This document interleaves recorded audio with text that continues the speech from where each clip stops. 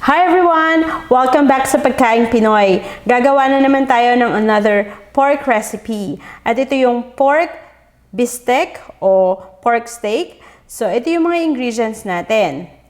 2 pieces pork chop, 1/4 cup soy sauce, 1 lime, 1 large onion, salt and pepper, ½ teaspoon sugar, and cooking oil. So simulan na natin siya. Nandito na yung pork chop natin.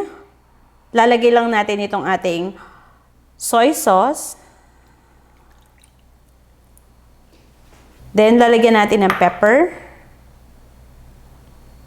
And ilalagay natin yung ating lime. So, pipigain natin siya. So, dito kasi wala akong mabili yung kalamansi na maliliit. Pero kung meron kayo nun, siguro yun na lang yung gamitin nyo.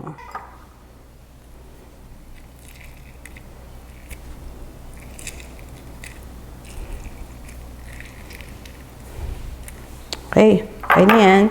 So, baliktarin lang natin para kumalat yung lime. Okay. So, i-marinate natin ito for at least 2 hours. So, babalik tayo ulit later.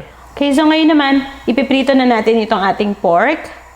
So, binuksan ko na yung stove. Lalagyan ko na ng mantika.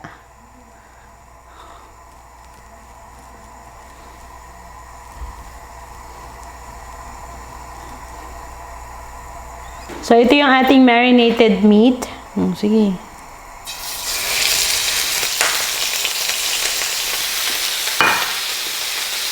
Ipiprito lang natin siya for 3 minutes on each side.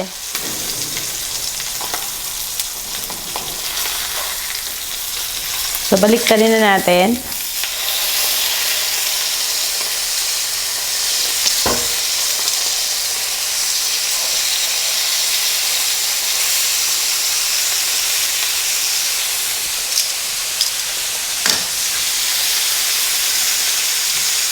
Okay, so papatayin ko muna yung apoy and tatanggalin ko yung excess na oil.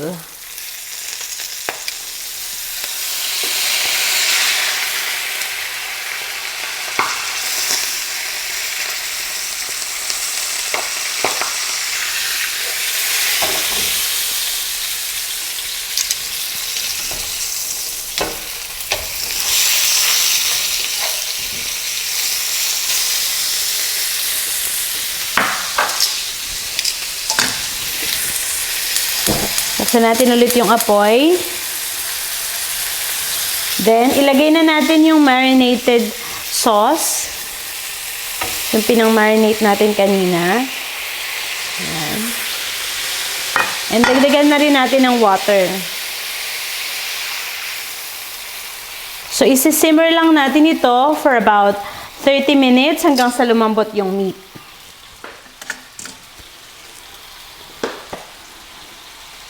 Natin. Ngayon, lagyan naman natin ng konting salt. And lalagyan din natin ng sugar. Para matamis-tamis yung lasa niya.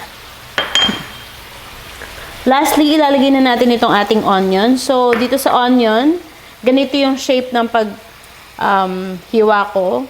Parang pa-onion rings siya. So, ilalagay lang natin siya ng ganyan.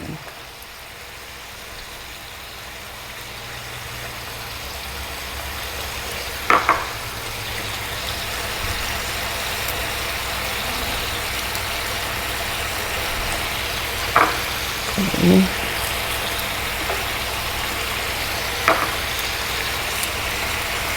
So, gusto ko kasi ng maraming onion. So, dinamihan ko.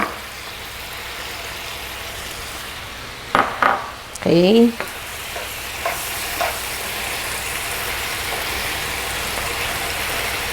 So, isi-simmer lang natin to for another 2 minutes. Then, pwede na natin patayin yung apoy.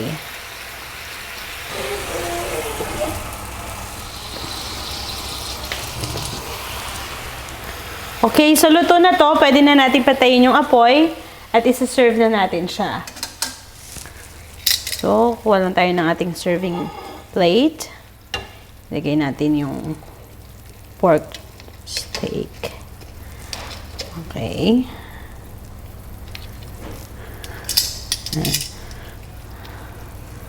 Ilagay natin yung onion.